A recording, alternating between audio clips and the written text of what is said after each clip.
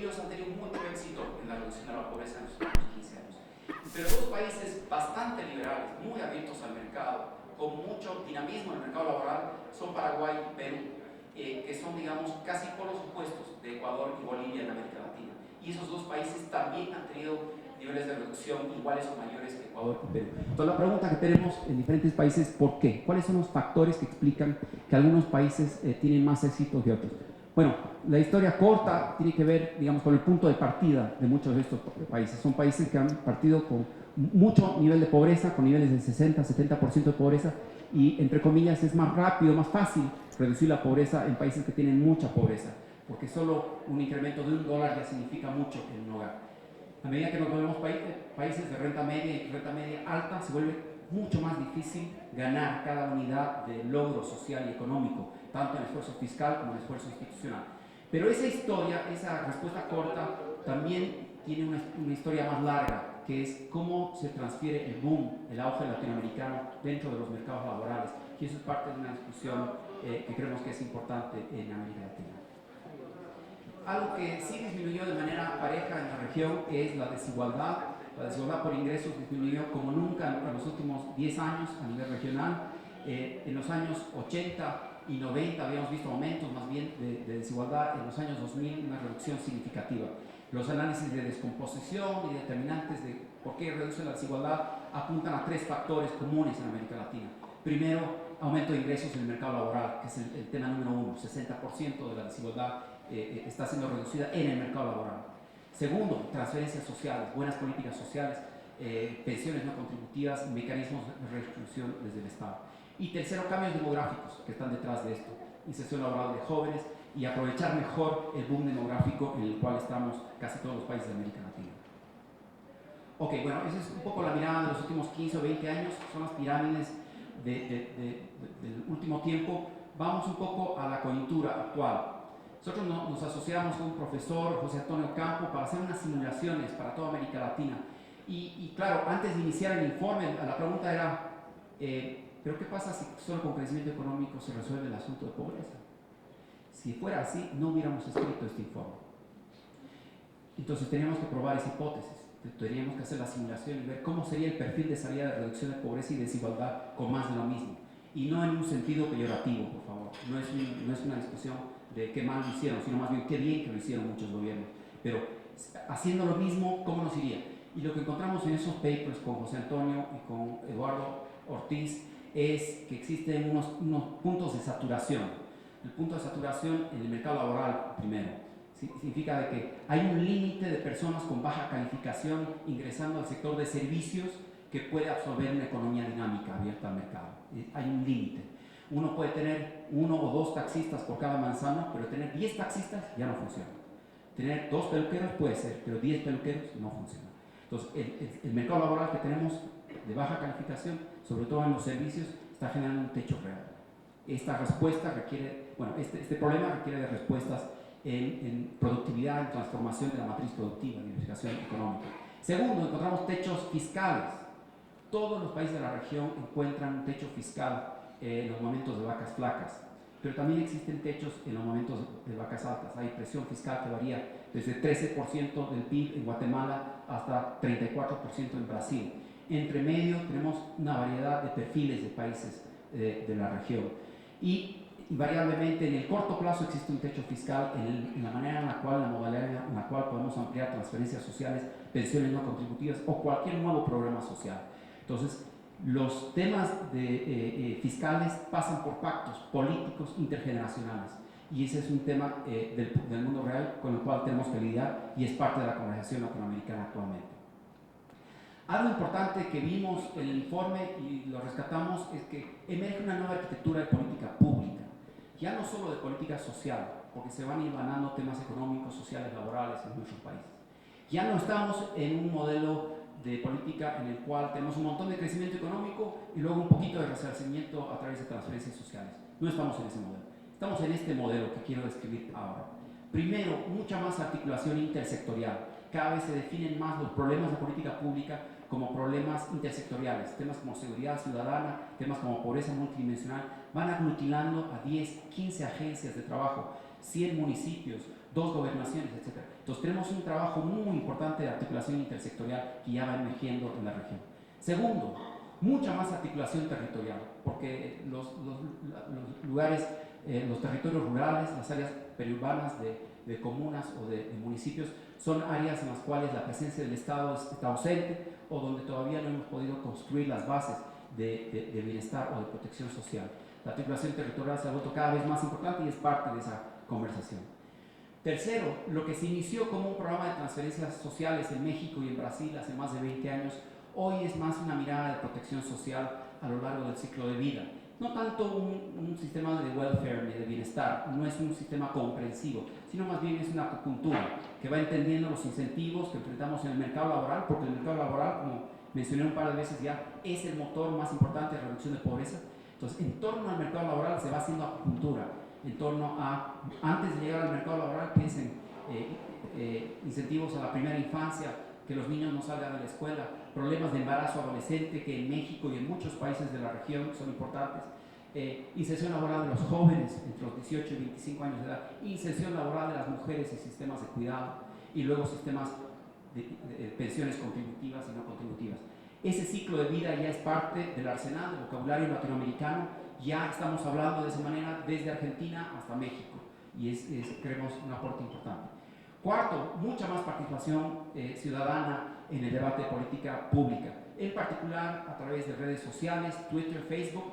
Esto parecía un chiste cuando lo estábamos pensando hace 2 o 3 años, pero en realidad hemos encontrado mucha acción en el uso de data, de evidencia. Antes eran un grupo de tecnócratas que hablábamos de la política pública basada en evidencia, ahora son miles de ciudadanos que se expresan y dicen sí, queremos un sistema de política pública basada en evidencia, donde podamos monitorear el cambio de evidencia en el tiempo, donde sea comparable la data. Y eso es gracias a redes sociales y a un ejército de gente trabajando desde la sociedad civil y la academia. Bueno, rápidamente voy a hablar de las 3 políticas que hemos encontrado en la región que están en boga en los últimos 3 años. Desde hace 3 años que la región está con crecimiento decreciente. México ha tenido un bajón, pero no un bajón tan fuerte como ha vivido Brasil, como ha vivido Argentina o como ha vivido Venezuela, que hoy están en su 2.o 3.er año en rojo. Casi todos los países de la región están en 0 o cerca del 0% de crecimiento actualmente. Y lo primero que emerge en la agenda política de los países es políticas para no perder lo ganado, porque hemos ganado 72 millones de personas saliendo de la pobreza. 4 temas que son comunes son los que hemos destacado en la canasta: políticas de protección social, ya hablamos de eso, políticas de cuidado, políticas de acceso a activos y políticas de calificación laboral. Me detengo, para el caso mexicano, la discusión interesante, creo yo, tiene que ver con protección social, en particular pensiones. Las pensiones en México tienen una cobertura relativamente baja para los cotizantes, entre 33 y 34% de la población. El promedio latinoamericano está en torno más bien al 50, 49%, y hay algunos países que tienen cobertura universal gracias a pensiones no contributivas. Ahora, el tema de pensiones es un debate importante porque implica esfuerzo fiscal y es un tema que nos remite al pacto fiscal del que les hablaba antes. No es algo que se resuelve de la noche a la mañana, es una agenda intergeneracional y de varias coaliciones políticas, si quieren. Segundo, lo que encontramos en el informe es cada vez políticas para nivelar el piso. Les hablaba de exclusiones duras, aprendimos mucho de la agenda de género, en particular en los últimos 20 años. La agenda de género entendió con mucha lucidez hace 15 o 20 años que no se puede avanzar en la agenda de discriminación si no se visibiliza y se enfrenta a la discriminación de frente.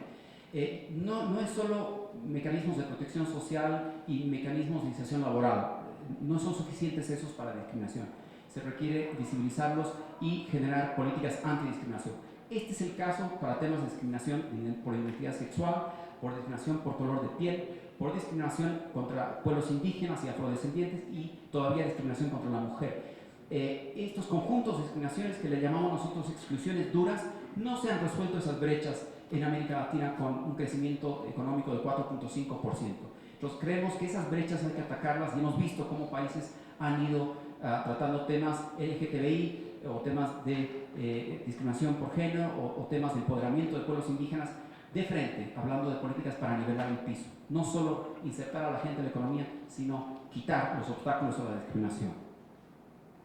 El tema que les hablaba, la economía del cuidado, Existe la regla actualmente en América Latina es las mujeres dedican 3 veces más tiempo que los hombres al trabajo de cuidado, que significa limpieza en el hogar, preparación de alimentos, trabajo con los niños. En México, en los datos para el 2014, yo veía que eso era 2-1 la relación, o sea, está mejor que el promedio, pero sigue siendo, digamos, un reto tremendo a nivel regional tener esa disparidad. Esto nos remite a lo que sucede fuera del mercado laboral. Existe, en este gráfico pueden ver la brecha salarial para mujeres universitarias en América Latina. Este es el nivel más alto de terciario de educación. Lo que encontramos es una brecha latinoamericana del 16%. Ahí, en el caso de México, está cercano al promedio, cerca del 18%. Significa que, aún haciendo lo que decimos que tenemos que hacer, educarnos, insertarnos al mercado laboral, hacer las tareas, etc., llegamos al nivel terciario, 18% en la brecha salarial. Eso no es posible, esa es una agenda pendiente evidente, como también la es la de trabajo no remunerado en el hogar. Creemos que esos son temas políticas importantes para nivelar el piso. Tercero, un tema espinoso en toda la región es la fiscalidad. Nosotros analizamos incidencia fiscal, trabajamos con una colega, Nora Lustig, e hicimos microsimulaciones en varios países. Lo que emerge de esos estudios, emergen varias cosas, pero una de las cosas que emerge es que el Estado también puede empobrecer, es el mensaje fuerte. ¿Y por qué puede empobrecer? Porque lo que un brazo da, que es transferencias sociales y subsidios, que es muy bueno y puede tener un efecto progresivo, el otro brazo lo quita a través de impuestos directos o indirectos. A veces esos dos brazos del Estado no se hablan el uno al otro, y cuando eso no sucede, tenemos un gráfico como este, que dice que el punto ciego fiscal, que es el punto en el cual las gráficas de los países pasan a negativo, sucede en el segundo o tercer decil de la población. Quiere decir, la gente más pobre, en el primer y segundo decil, todavía es beneficiaria neta del fisco, pero desde el tercer decil, cuarto decil, quinto decil, estamos pagándole nosotros como ciudadanos más al fisco de lo que recibimos del fisco. Esto en países OECD está más tirando hacia el séptimo decil. Entonces, este punto ciego fiscal, y esto es común a todos los países. México es uno de los perfiles, uno de los mejores perfiles progresivos en la región y con la Argentina. Pero en todos los países de la región tenemos este rezago, esta diferencia. Y el punto ciego fiscal se trabaja visibilizando pues, precisamente la integración intersectorial de políticas económicas. Voy a pasar rápidamente a la tercera parte del informe, que es algo que ustedes conocen, la Agenda Futura. En septiembre de 2015 se firmó un compromiso que es extraordinario, que nosotros lo vimos. Yo sé que se habla con muchas palabras sobre 17 objetivos, 169 metas.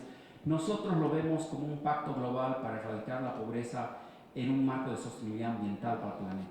Así de sencillo. Significa reducir todas las brechas que existen, brechas de desigualdad por diferentes tipos de factores, exclusiones duras en algunos casos y también por ingresos y por dimensiones carentes.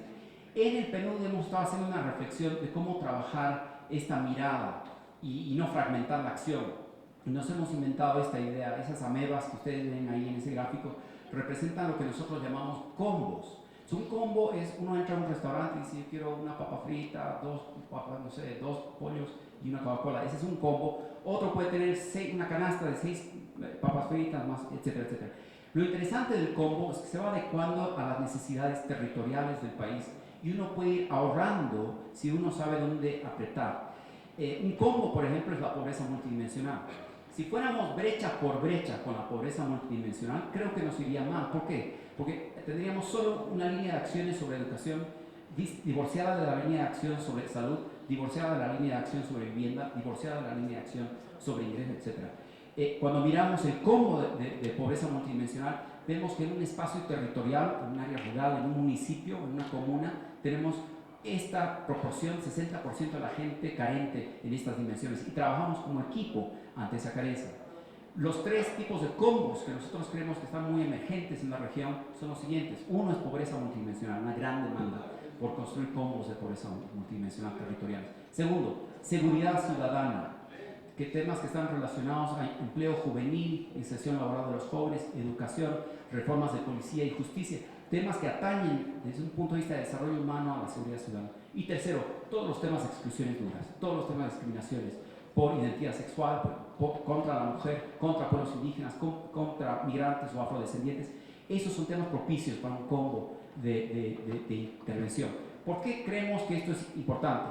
Porque si no, la predilección de todos nuestros gobiernos va a ser de un poco de más de lo mismo, de fragmentar la acción, reportar sobre 169 indicadores, hablar sobre 17 objetivos. Es demasiado para un gobierno trabajar la agenda sin reducirlo con cierta línea de acción conjunta. Entonces creemos que los combos es un punto de partida interesante. Ya estamos trabajando en varios países de la región. Por ejemplo, en Argentina la próxima semana estamos trabajando un combo de embarazo adolescente en el país, porque el nivel de embarazo adolescente es endémico en Argentina. En El Salvador estamos trabajando un combo de seguridad ciudadana. En Bolivia estamos trabajando un combo de inclusión al mercado laboral de personas de pueblos indígenas. Es decir, en cada lugar el combo tiene una cara distinta, pero siempre multidimensional. Bueno, este es un ejercicio que hicimos para pobreza multidimensional y pobreza por ingresos. Así se representaría el combo utilizando las metas del informe de Objetivos de Desarrollo Sostenible. Este no es solo una infografía, en realidad detrás de esto hay trabajo econométrico y probabilístico de cómo están relacionados todos estos factores. Bueno, finalmente quiero hablar de la data un poco. Un tema muy importante en la agenda latinoamericana es que estamos viviendo un salto en el uso de información. Hace 10 o 15 años trabajamos un censo de vez en cuando, una encuesta eventual y encuestas especializadas de vez en cuando. Hoy estamos viviendo un momento de Big Data y países como República Dominicana, países como Honduras, países como Chile, México, Brasil, están creando registros administrativos, registros de beneficiarios a través de sus programas sociales que son gigantes, millones de personas, que generan una capacidad de mirar en mucho detalle esta fotografía que les represento acá, tanto por carencias pero también por oportunidades, porque la pobreza no es monocromática, más bien en ese barrio que es una favela en Río de Janeiro, tienes muchas oportunidades, tienes historias buenas y positivas y también tienes historias negativas y de necesidad de cambio de conducta. Lo que nosotros creemos es que el futuro pasa por ir integrando estas fuentes de información, generando información confiable, que sea comparable en el tiempo, que nos genere en la balanza de los economistas un panel de información en el tiempo, observaciones cada año sobre millones de hogares que generan esa capacidad que hoy tenemos los que entramos a Amazon.com, podemos ver con mucha alegría cómo refleja Amazon.com nuestras preferencias cuando entramos a su red. Pero los pobres no tienen un Amazon.com para la política pública y este debiera ser el futuro, ir pensando cómo ir construyendo el tailoring de la política social, económica y laboral en torno a las necesidades de barrios diferenciados. Bueno, finalmente en este informe nosotros hicimos también trabajo en grupos focales, fuimos a hablar con la gente, qué significa pobreza, qué significa progreso y tratar de pensar también en las dimensiones subjetivas del bienestar, que son tan importantes. Yo soy antropólogo de formación y es, digamos, mi primer punto de llegada es hablar con la gente en la calle, entender cómo la gente se refiere a lo que está sucediendo, cuál es el ánimo. Y lo que encontramos en América Latina es que las nociones de progreso giran mucho en torno al binomio trabajo-educación. Ahora, ese binomio trabajo-educación la gente lo relaciona no a esfuerzo propio, sino más bien al esfuerzo de la mamá y papá, esfuerzo de la comunidad, inclusive de intervenciones estatales. Es visto como un bien colectivo, como algo social. Así es como lo vemos los latinoamericanos. Esto no es así en otros países, donde se ve mucho más una escalera individual. En América Latina todavía tenemos esta mirada un poco más social de esta escalera. Analizamos también los temas de cómo la gente recae en la pobreza y a qué lo asocia. Y la gente lo asocia casi como lo vemos nosotros en los datos, por shocks, pérdida de empleo, desastre natural, enfermedad en la familia. Esos shocks generan desequilibrios en un hogar pobre, vulnerable y la necesidad de respuesta. Y por ello también esa sensación de no poder tomar su propio destino en sus propias manos, donde dependemos de otros para salir de la vulnerabilidad. Ok, voy cerrando. Una primera conclusión del informe es que el crecimiento económico es importante, pero por más dinámico no resuelve algunos de los problemas estructurales de la región. Generalmente los economistas hemos hablado de reformas estructurales como girando en torno a productividad, tecnología, innovación, globalización. Eso está muy bien, pero en este informe invitamos a pensar cuáles son los problemas estructurales de la sociedad y de los mercados laborales y de las relaciones de género. ¿Cuáles son esos temas estructurales? Porque esos temas estructurales también debemos visibilizarlos y trabajarlos en épocas de vacas flacas y en épocas de vacas gordas. Nosotros vemos dos transiciones inconclusas. Una inconclusa de ciudadanía, en la medida en que todavía no podemos nivelar el piso para migrantes, para gente de pueblos indígenas, para mujeres, todavía no podemos hablar de más de lo mismo. Y segundo, una transición pendiente de sostenibilidad. No he hablado mucho de eso en este informe, pero sí tenemos, les invito a mirar el informe, cómo pensamos la descarbonización, las transiciones a fuentes de energía renovables a futuro. Esa es la transición fuera del extractivismo es una tarea pendiente para muchos países. Es un tema que recién lo discutimos generalmente cuando se deprecia la moneda y se hacen competitivas un montón de nuevas industrias que son parte de la diversificación productiva de nuestras economías, pero debiera ser un tema de permanente reflexión, cómo ir tendiendo ese puente. Segundo, para países de renta media y renta media alta se acabaron los logros fáciles. En inglés, los low hanging fruit terminaron. El low hanging fruit fue millones de personas emigrando de áreas rurales a áreas urbanas, teniendo contacto con sistemas educativos, sociales, vivienda y una transformación de su vida en el mercado laboral. Por precario que sea, ese fue el dínamo de transformación. Hoy en día eso es insuficiente. Los siguientes logros ya no dependen de estos logros fáciles, dependen de buenas políticas públicas, de más esfuerzo fiscal y más esfuerzo institucional. Es decir, cada unidad adicional de progreso tiene retornos decrecientes ahora para nuestros países y requerimos focalizar mejor, entender mejor la dinámica, dónde aprieta el zapato y dónde construir masa crítica y no fragmentar la acción pública. Finalmente, nosotros creemos desde el PNUD que el puente entre la coyuntura y la Agenda 2030 es específica a cada país. No existe una receta, no existe un consenso de Washington, no existe un consenso de New York sobre la Agenda 2030. Cada país va a ir construyendo su camino. Nosotros invitamos a ustedes a pensar en combos, 2 o 3 combos, temas estructurales que los van a llevar al año 2030 a transformar su sociedad, su economía, su medio ambiente de una manera libre, abierta, con una transformación que todos los ciudadanos apoyamos. Quiero cerrar este informe simplemente agradeciendo a mis colegas del informe del PNUD de México que nos han acompañado y que han trabajado también en este informe con nosotros y que son parte de nuestro trabajo día a día. Quiero también agradecer a Alfredo González, que es coautor de este informe. Él trabaja hoy en Oxfam, es un colega mexicano del cual aprendimos y trabajamos la agenda de exclusiones duras. Les invito a mirar un poco más en detalle el informe y por supuesto estoy encantado de estar acá y feliz de escuchar los comentarios de mis colegas y amigos. Gracias.